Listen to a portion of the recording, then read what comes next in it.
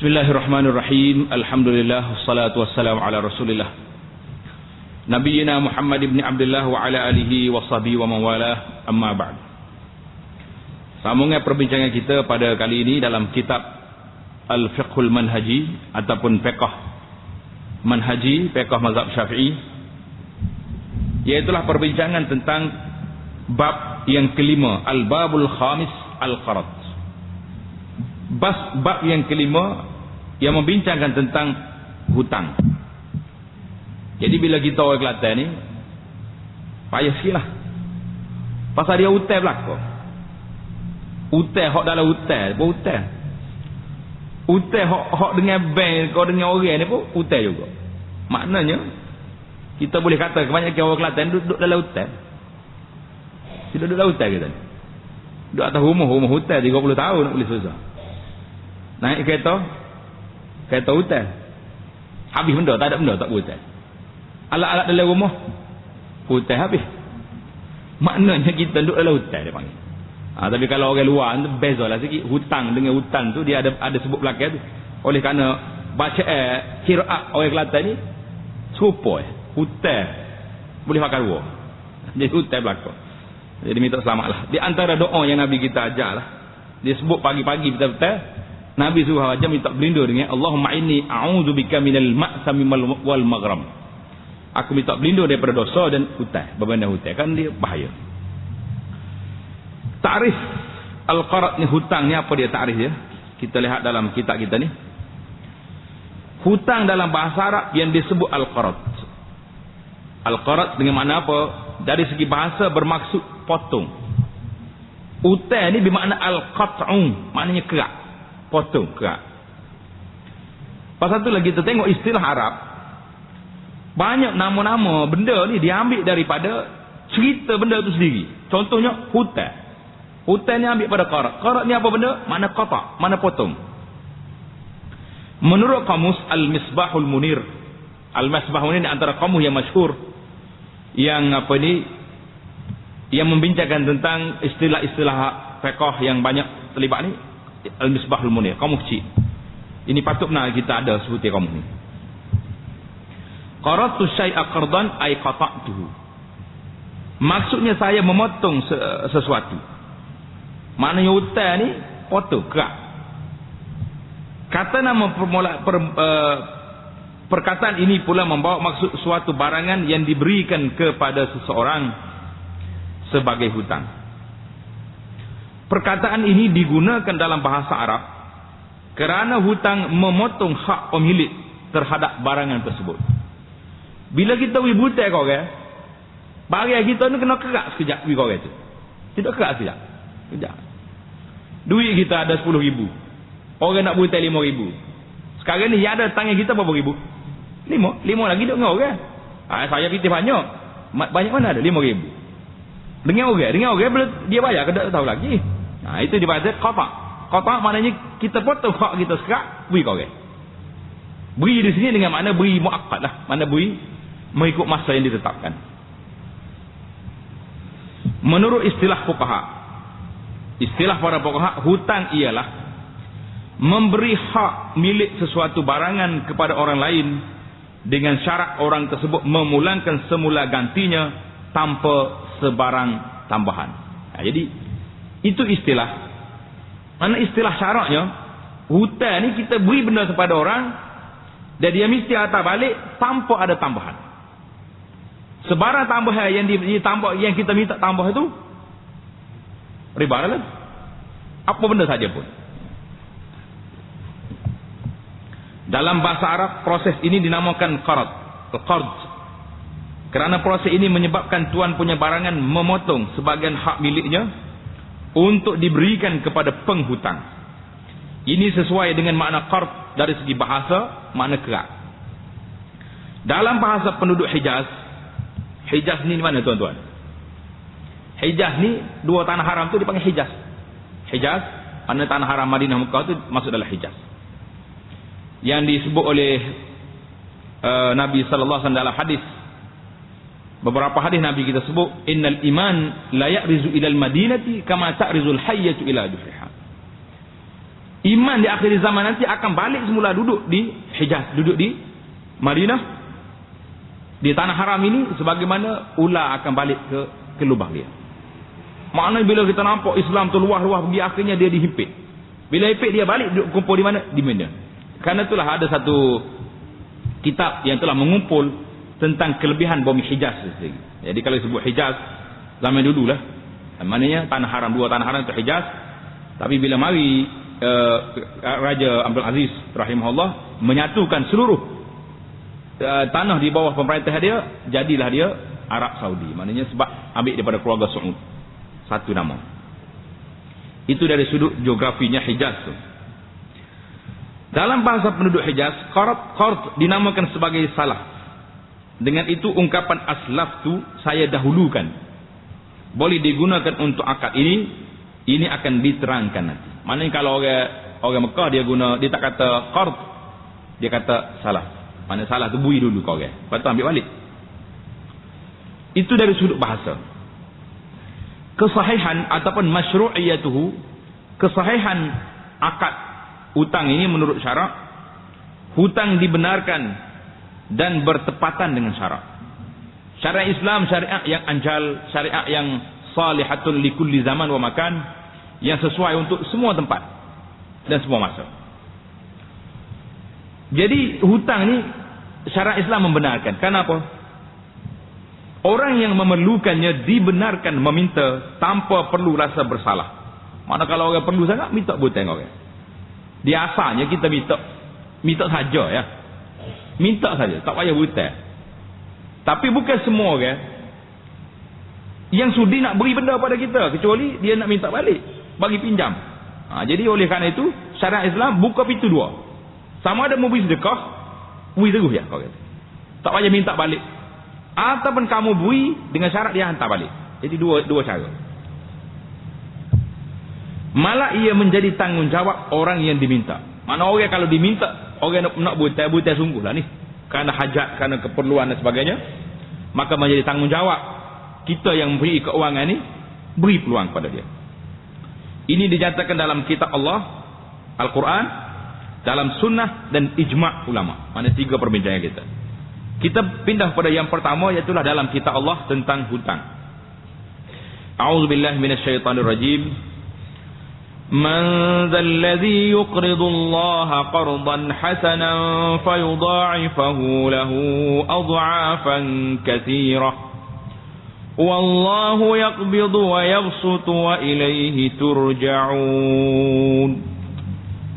Dalam surah Al-Baqarah ayat 245, maksudnya, siapakah orang yang mahu memberikan pinjaman hutang kepada Allah? Tengok tuan-tuan, muslimin dan muslimat, kita lihat dalam ayat ni Allah Ta'ala guna bahasa, siapa dia nak hutang ke aku? Nak hutang ke Tuhan? Sebagai pinjaman yang ikhlas, supaya Allah melipat gandakan balasannya dengan berganda-ganda, banyaknya. Dan ingatlah, Allah jualah yang menyempit dan meluaskan pemberian rezeki, dan kepadanya lah kamu semua dikembalikan. Ayat ni Allah SWT buka pintu. Man zallazi yuqridullah, siapa dia nak beri hutang ke Tuhan? Heyok, mana ayat ni dia bercakap dengan orang senang, orang kaya. Kemudian Allah SWT memperingatkan orang kaya ni, wallahu yaqbidu wa yabsut. Tuhan kata, aku job sepik, aku juga job luah. Maknanya mu ni orang kaya. Kalau orang minta, orang berhajat minta nak hutang, tak sebu juga. Kamu jangan ingat harta tu milik kamu abadi. Allah Ta'ala dia nak ambil balik harta kita sekejap atau sekejap? Sekejap. Dengan apa cara sekalipun, orang naik rumah ambil, lepas. Ataupun na'udzubillah lah, kita minta pelindung, bala bencana mari, habis, hangus, terbakar. Maknanya Allah Ta'ala nak peringat kita, Wallahu yaqbidu wa yabsut, Tuhan peluas dan Tuhan persempit rezeki orang ni. Jadi mu kena ingat lah, oleh kerana mu luas, kawan mu sempit, puilah dia. Tengok, ini bahasa Al-Quran. Allah SWT bila dia bercakap dengan hamba dia dalam Al-Quran Karim, khitab dia ni cuik hati semua, cuik dalam hati. Mu kaya. Allah Ta'ala dah buat dah sunal al-kaun, bahawanya alam ini memang lagu ni ada orang kaya, ada orang miskin. Jadi kamu kaya, berilah kepada orang miskin yang memerlukan bantuan. Dan kepadanya lah kamu akan dikembalikan. Itu ayat. Memberi pinjam kerana Allah mencakupi sedekah dan hutang yang diberikan kepada manusia. Mana ahli tafsir mengatakan, beri hutang kepada Allah Ta'ala ini sama ada kita sedekah terus bagi orang itu. Hutang dia nya, siapa dia bayar? Allah Ta'ala bayar pahala. Ataupun kita beri hutang kepada orang betul, kerana orang itu memerlukan. Yang kedua, dalil daripada sunnah Nabi sallallahu alaihi wasallam, hadis yang diriwayatkan daripada Abu Sa'id Al-Khudri radhiyallahu taala anhu berkata, Ja'a Arabiyyun ila an-nabiy sallallahu alaihi wasallam yataqadahu dainan kana alaihi. Fashtadda alaihi hatta qala lahu uharriju alayka illa qadaitani. Fantaharahu ashabuhu wa qalu wayhak tadri man tukallim? Qala inni atlubu haqqi. Faqala an-nabiy sallallahu alaihi wasallam halla ma'a sahibil haqq kuntum. ثم أرسل إلى خولة بنت قيس فقال لها إن كان عندك تمر فأقرضينا حتى يأتينا تمرنا فنقضيك. فقالت نعم بأبي أنت يا رسول الله. قال فأقرضته فقضى الأعرابي وأطعمه فقال أوفى الله لك. فقال أولئك خيار الناس إنه لا قدست ummatun la ya'khudhu ad-dha'ifu fiha haqqahu ghaira muta'ta. Panjang hadis ini, cerita dianya, seorang Arab Badui datang menemui Nabi sallallahu alaihi wasallam menuntut hutang yang dipinjam oleh baginda. Tengok, manakala kita baca dalam sirah begini, Nabi sallallahu alaihi wasallam Rasul ummah, pemimpin dunia, pemimpin akhirat, buta dengan orang Badui, orang kampung. Badui ni pula bila mari nak minta hutang, bukannya mari kecek betul. Tengok cara dia mari. Lelaki ni minta dengan kasar, sehingga dia berkata kepada Nabi, saya akan menyusahkan engkau kecuali engkau membayarnya. Ugup lagi mari. Udayyiqu alaika bi Muhammad. Mu tak bayar, aku nyusah kamu. Lantas para sahabat menegur lelaki itu. Sahabat-sahabat duduk dengar, dia terkasar dia ni. Mereka berkata, kamu ni, tahukah kamu dengan siapa kamu bercakap? Badui, mau bercakap dengan siapa tu? Gitu mau nak sedap. Lelaki itu menjawab, saya menuntut hak saya. Tak kira siapa, tapi dia buta dengan saya orang ni. Lalu Nabi sallallahu alaihi wasallam bersabda, mengapa kamu tidak tunaikan hak orang yang menuntut haknya ini? Nabi kata, apa duk marah dia? Dia tuntut hak dia, tak apa. Kemudian baginda menghantar pesanan kepada Khawlah binti Qais. Khawlah binti Qais. Tambah itu. Ada tertinggal terjemahan itu. Kalau kita kata bin, dia binti. Khawlah binti Qais. Kata Nabi pada Khawlah, jika engkau mempunyai tamar, berilah kami hutang sehingga kami memperoleh tamar dan kami akan membayarnya kepada engkau. Khawlah berkata, ya Rasulullah, ya wahai Rasulullah, bi abi anta wa ummi, maknanya aku tebus engkau ni dengan mak ayah aku, bukan sekak bui saja. Abu Sa'id Al-Khudri berkata, lalu Khawlah memberi hutang kepada baginda dan baginda membayar kepada Arab Badawi itu dan memberikannya makan. Nabi bayar hutang dia, jamu dia makan pula. Masya-Allah.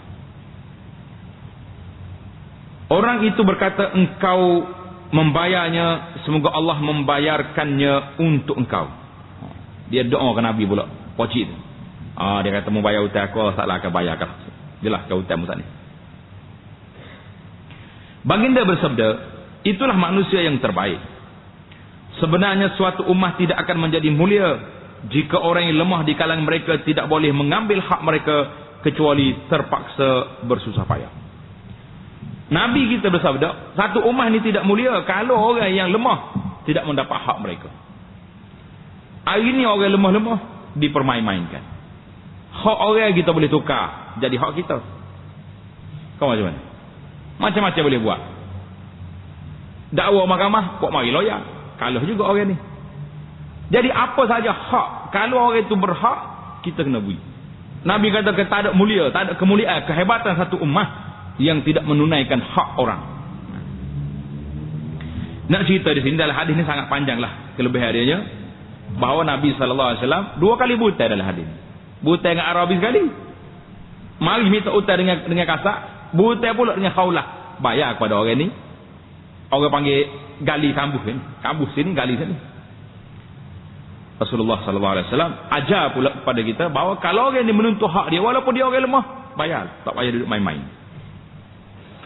Yang kedua, hadis Ibnu Mas'ud radhiyallahu taala anhu, Nabi SAW bersabda, "Ma min muslimin yuqridu musliman qarda marrataini illa kana ka sadaqatiha marrah." Maksudnya, sesiapa di kalangan orang Islam yang memberi hutang kepada orang Islam yang lain sebanyak 2 kali. 2 kali berhutang. Nescaya hutang itu akan dikira seolah sedekah yang diberikannya sebanyak sekali. Tengok nombor 2 di bawah, hadis ini riwayat Ibnu Majah. Ada yang pertama Arabi tadi, riwayat Ibnu Majah juga dengan nombor 2426. Hadis yang kedua ni Ibnu Mas'ud ni, hadis Ibnu Majah 2430. Jadi siapa dia bagi butai kau 2 kali, seolah-olah dia dapat sedekah sekali. Itu kelebihan. Hadis yang ketiga, hadis Abu Hurairah radhiyallahu taala anhu, Nabi sallallahu alaihi wasallam bersabda, "Man akhadha amwalan nas yuridu ada'aha addallahu anhu, wa man akhadha yuridu itlafaha atlafahu Allah." Maksudnya, sesiapa yang mengambil hak milik orang lain berhutang dan dia mahu membayarnya semula, nescaya Allah akan membayarkan untuknya. Sesiapa yang mengambilnya untuk memusnahkannya, tidak mahu membayarnya, nescaya Allah akan memusnahkannya, yakni mengazabkannya. Hadis ini hadis riwayat Bukhari. Maknanya kita faham daripada hadis ini, atas niat kita lah. Kalau kita pergi hutang orang, memang kerana kita berhajat dan berniat nak bayar balik kepada orang ni, insya-Allah taala bila selesai hajat kita, Allah Taala akan tunaikan balik. Dengan apa cara sekalipun, Allah Taala bagi rezeki, kita boleh bayar balik kepada orang.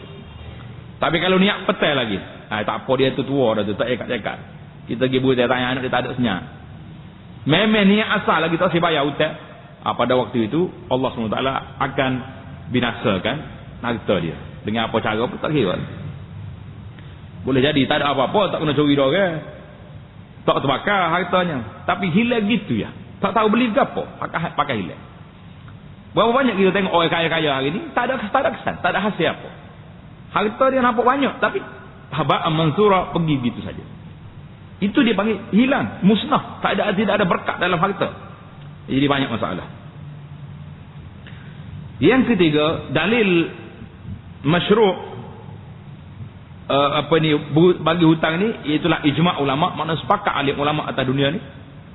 Seluruh umat Islam telah mengamalkan sistem ini semenjak zaman Rasulullah sallallahu alaihi wasallam hinggalah ke zaman kita ini.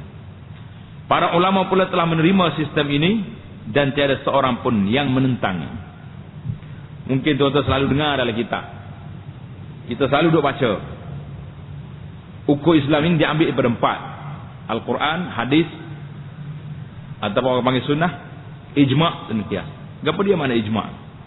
Ijma' itu maknanya ulama zaman itu, zaman di kalangan sahabat itu setuju dengan benda ni, maka dipanggil ijma' dah tu, bahawa hukum ni masyru', disyariatkan dan boleh diamalkan. Mana tak ada seorang pembantah di kalangan sahabat, tak ada kata oh ni tak boleh, nak bantah apa lagi, Rasulullah sendiri buat, tak ada bantah adalah. Macam di zaman kita hari ni, nak cari ijma' di zaman ni memang agak payah. Yang boleh mengecilkan sedikit peranan ijma' hari ni dengan adanya al-majma' al-fiqhi. Al-majma' al-fiqhi ini orang panggil kesatuan fiqh sedunia yang berpusat di Jeddah. Satu, dan satu lagi berpusat di Mekah Mukarramah. Jadi hak ni tak boleh kata ijma' juga, tapi bolehlah mengumpul ulama-ulama dari dunia ni bicara. Jadi kalau ada apa-apa kes yang berlaku dalam dunia ni, biasanya majma' fiqhi akan panggil bersidang. Wakil dia ni seluruh ulama dalam dunia ni ada, termasuk dari Malaysia apa pergi. Wakil Syiah pun ada. Orang yang tidak ahli sunnah, dia panggil Syiah. Jadi dia kumpul di sini betas setah dan masing-masing ulama-ulama besar belakang ni. Besar apa ni bersedar. Kemudian dia putuskan bahawa hukum ni dia jadi macam ni. Contohnya hukum duit kertas kita. Jadi ahli majma' fiqh telah ijma' mengatakan bahawa kertas ini walaupun dia kertas tapi mempunyai nilai keuangan seperti emas dengan perak. Jadi hukum dia hukum emas dengan perak. Nak tukar kena tukar selalu. Nak beli emas cara tangguh dengan duit ni tak boleh. Jadi banyaklah peraturan-peraturan yang telah kita sebut dalam perbincangan kita yang lepas. Yang seterusnya hikmah. Hikmah disyariatkan buta ni, apa hikmahnya? Hikmah syarak membenarkan amalan ini cukup jelas, iaitu merealisasikan, mentahqiqkan kehendak Allah yang mahukan wujudnya suasana tolong menolong. Allah Ta'ala nak suruh kita ni bantu-membantu di antara sama kita untuk tujuan kebaikan dan ketakwaan sesama umat Islam. Di samping itu amalan ini juga dapat memantapkan lagi hubungan persaudaraan sesama umat Islam dengan cara mengajak mereka supaya mengholorkan bantuan kepada mereka yang ditimpa kesusahan atau kesengsaraan. Minta. Dan juga mengajak mereka supaya berusaha menyelesaikan masalah secara bekerjasama. Mungkin ada setengah orang yang tidak dapat menyumbangkan duit dalam bentuk hadiah atau sedekah.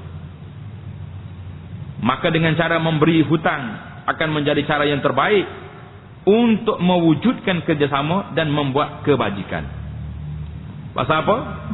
Sebab kita bagi hutang ni syaratnya tak boleh ambil balik, tak boleh ambil lebih. Itu mana asal dalam Islam ni, berhutang ni tak boleh ambil lebih. Kecuali bila mari zaman ceti ni, barulah hutang naik interest dipanggil. Tak kira lah ceti halal, ceti haramnya haram belaka. Dia mau kata ceti haram tu duk kata di kertas. Yang kita sedihnya bila-bila kita duk ceramah bab riba haram sini ni, tu atas masjid penuh tepek kereta. Allahu Akbar, katanya mari perli boleh. Dia kata ustaz dia ayat benar haram ni mari haram, tepek habis di kereta.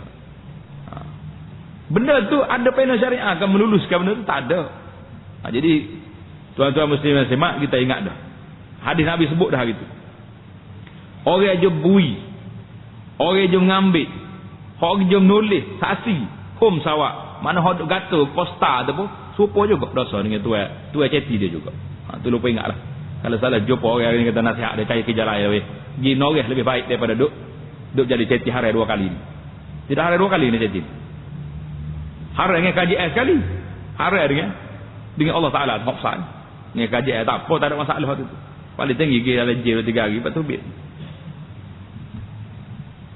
Jadi konsep hutang dalam Islam ni konsepnya konsep tolong menolong, sebagaimana firman Allah Taala, ya ayyuhallazina amanu ruk'u wasjudu wa'budu rabbakum waf'alul khaira la'allakum tuflihun.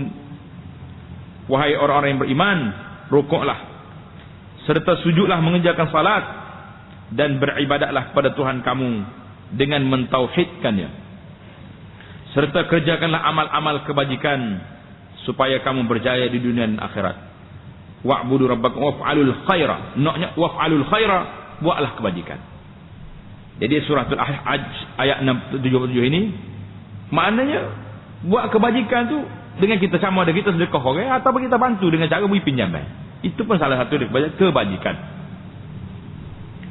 Rasulullah sallallahu alaihi wasallam bersabda, al-muslimu akhul muslim, la yazlimuhu wa la yuslimuhu, wa man kana fi hajati akhihi kana Allahu fi hajatihi, wa man farraja an muslimin kurbatan farrajallahu anhu kurbatan min kurabi yaumil qiyamah, wa man satara musliman satarahullahu yaumal qiyamah.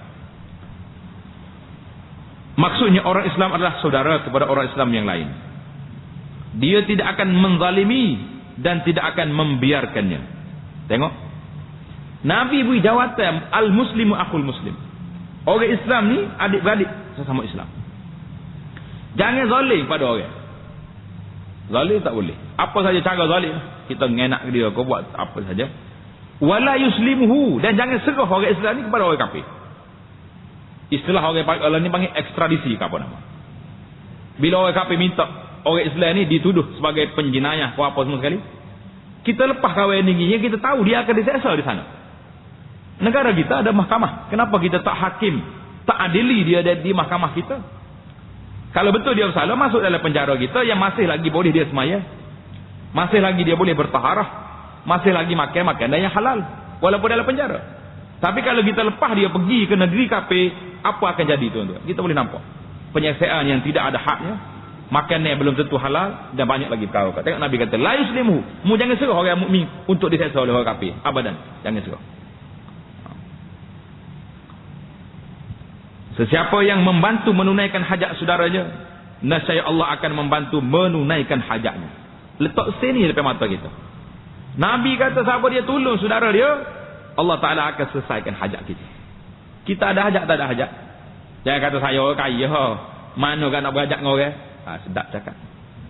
Betul kalau kita tak berhajat dengan orang. Orang kaya lah orang paling berhajat dengan orang. Berhajat tak berhajat dia? Berhajat. Paling tak ada lah di dunia ni tak berhajat. Semua orang tunduk pada dia belakang. Kita kena ingat ada satu hajat yang paling besar sekali, iaitulah hajat yaumul qiyamah, sebagaimana Nabi sebut di sini. Sesiapa yang menyelesaikan satu masalah orang Islam yang lain, orang ni susah, sakit ke, demam ke, nak beli ubat tak ada duit, mahal sekarang ni, nak pergi klinik KJL pun payah, pergi swasta sekali masuk beli ubat RM40 contohnya. Lah ni bukan main-main. Ataupun nak makan susah, nak apa saja keperluan yang dia perlu semati. Sesiapa yang menyelesaikan satu masalah orang Islam yang lain, sama ada itu makan minum ataupun kita selesai, kita ni ramai kenal orang, kita boleh jumpa dengan orang ni, boleh jumpa dengan orang ni, menyelesaikan masalah orang ni, itu pun menyelesaikan masalah orang. Kita jangan duduk mikir stopwatch ya. Oh lah menyelesaikan masalah mana you makan tak? Ada orang makannya dia ada, tapi masalah dia tak selesai, tergantung di situ. Kalau kita pergi cek di mahkamah hari ni, berapa banyak kes-kes yang bergantung sampai berpuluh tahun pun ada. Orang-orang perempuan hari ni, terutamanya yang terlibat dengan perbalahan dengan keluarga ni, 10 tahun pun ada, duduk gantung. Orang paling gantung tak tali. Ni siapa dia yang bijak dalam masalah ni, kita selesai masalah. Sesiapa yang menyelesaikan satu masalah orang Islam yang lain, nescaya Allah akan menyelesaikan satu masalahnya di hari kiamat. Ni kita besar sangat ni. Hari kiamat ni. Atas dunia ni tak apa, orang tak cara kita tidak jadi masalah. Jadi masalah ke tidak? Orang tak cara kita duduk sorang. Tapi air kiamat ni siapa nak cara kita kalau tidak Allah SWT yang menyelesaikan masalah kita? Tak ada dah. Sesiapa yang menyembunyikan kesalahan orang Islam yang lain, nescaya Allah akan menyembunyikan kesalahannya pada hari kiamat. Ni kena berhenti panjang sini. Nabi kata man satara musliman satarahullah. Siapa dia tutup keaiban orang Islam lain, Allah Ta'ala akan tutup keaiban kita pada hari kiamat.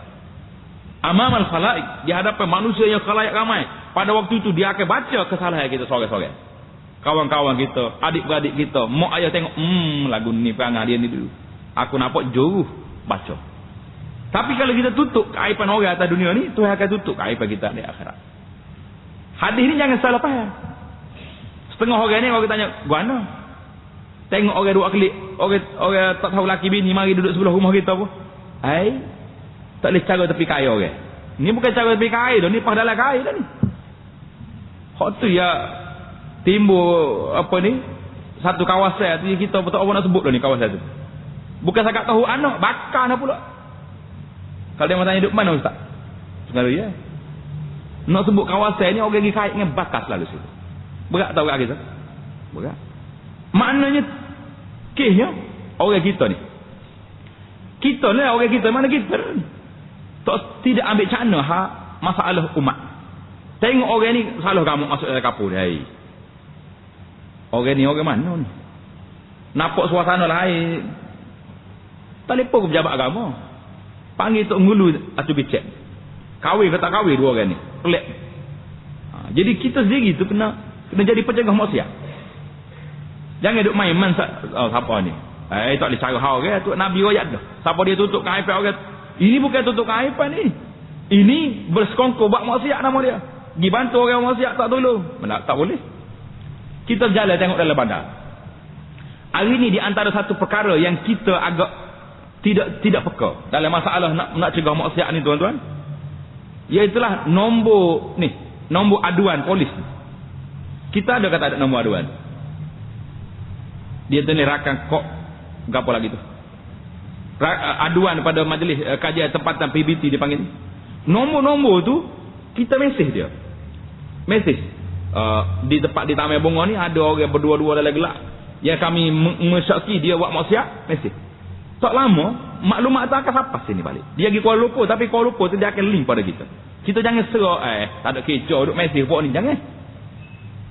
Maknanya kita sudah masuk dah taklimat yang diberi bahawa dia orang ni bergerak. Dia bila sampai ke pusat maklumat dia akan hantar balik maklumat di mana? Di bandar, contohnya bandar kita.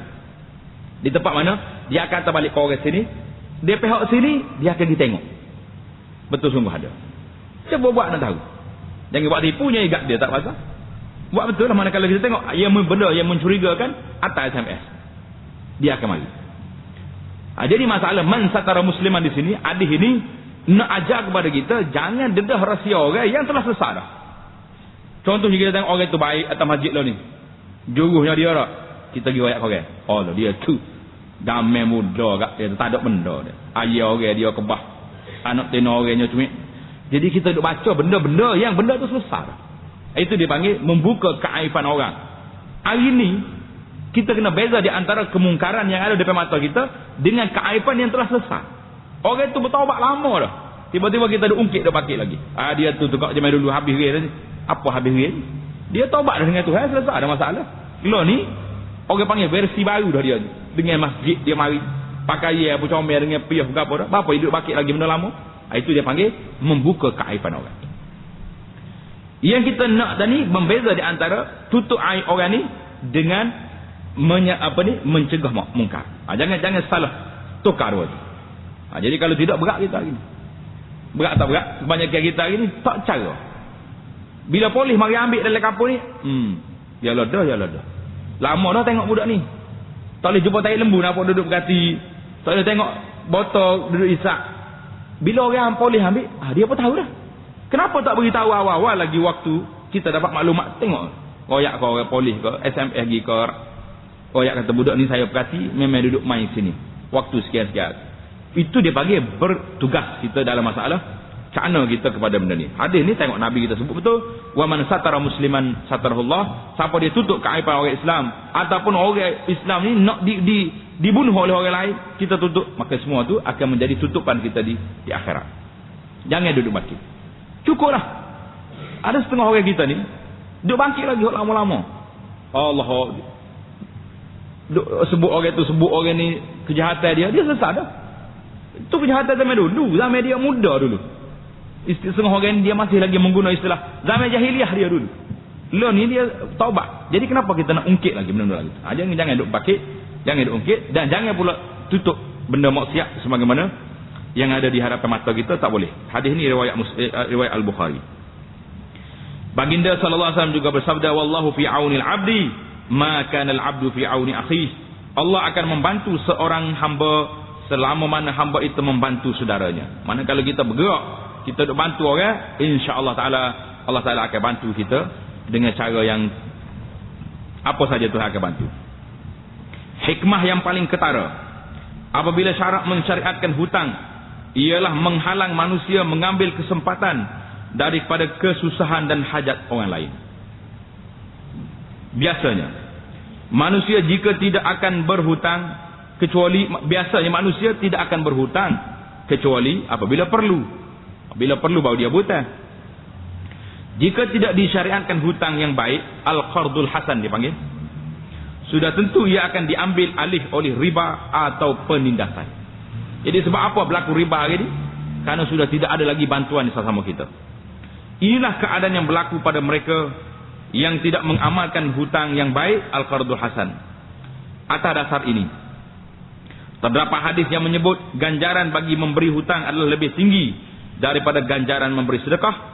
Diriwayatkan bahawa Anas radhiyallahu taala berkata, Rasulullah sallallahu alaihi wasallam telah bersabda, "Ra'aitu lailata usriya bi ala babil jannah maktuba as-sadaqatu bi 10 amsalha wal qardu bi 18 faqultu ya Jibril ma balul qardi afdalu min as-sadaqah qala li anna as-sa'ila yas'al wa 'indahu wal mustaqridu la yastaqridu illa min hajatin.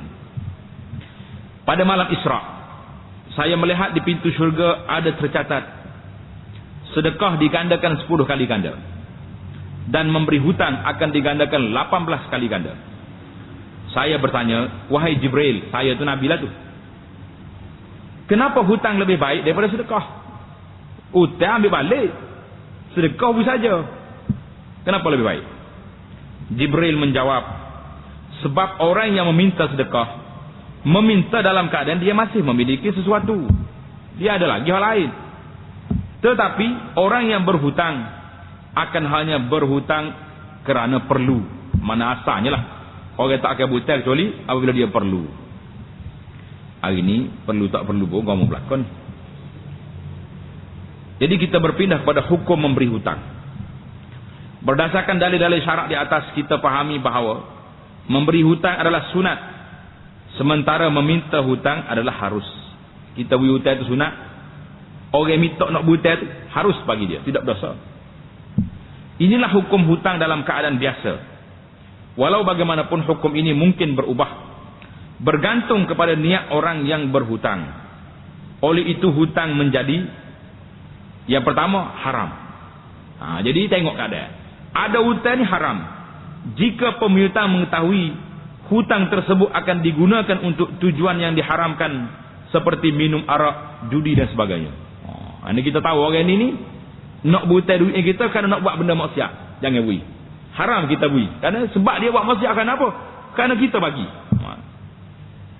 Yang kedua, makruh. Jika pemiutang mengetahui hutang tersebut akan digunakan untuk perkara yang tidak bermanfaat atau untuk menunjuk-nunjuk. Berhutang ni kerana apa? Kerana nak beli benda-benda yang lebih sangatlah. Ataupun penghutang tahu dia tidak mampu membayar semula hutang tersebut. Kita tahu dia ni kalau bagi hutang memang tak mampu nak bayar, dia boros ataupun sebagainya, jangan bagi. Kalau bagi kita makruh, sebab kita menyusahkan kita sendiri. Yang ketiga, wajib. Jika pemiutang mengetahui orang yang berhutang amat memerlukan hutang tersebut untuk menampung hidupnya dan keluarganya, dan tiada cara lain untuk dia memperolehinya kecuali dengan cara berhutang. Jadi habislah kita malam ni mukaddimah kepada bab hutang ini. Yang pertama, kita nampak hutang itu disyariatkan oleh Allah SWT. Hikmat dianya nak bantu, nak menutup keperluan masyarakat dalam perkara ini. Kerana setiap orang itu ada benda yang dia perlu menyelesaikan masalah dia. Bukan semua orang senang dan bukan semua orang susah. Jadi kelebihan hutang ni lebih baik daripada sedekah, kerana orang yang berhutang itu orang sangat perlu, dan orang pula tak nak bagi kepada dia benda yang mungkin kita dah bagi tapi tak cukup. Maka insya-Allah taala kita akan sambung lagi rukun yang membincangkan tentang hutang. Jadi kita akan sambunglah perbincangan kita insya-Allah taala di dalam jalsah kita yang akan datang. Subhanakallahumma bihamdika asyhadu an la ilaha illa anta astaghfiruka wa atubu ilaik. Subhanakallahumma bihamdika asyhadu an la ilaha illa anta astaghfiruka wa atubu ilaik. Wa sallallahu wa sallam wa barak ala Muhammadin wa ala alihi wa sahbihi ajma'in. Walhamdulillahirabbil alamin.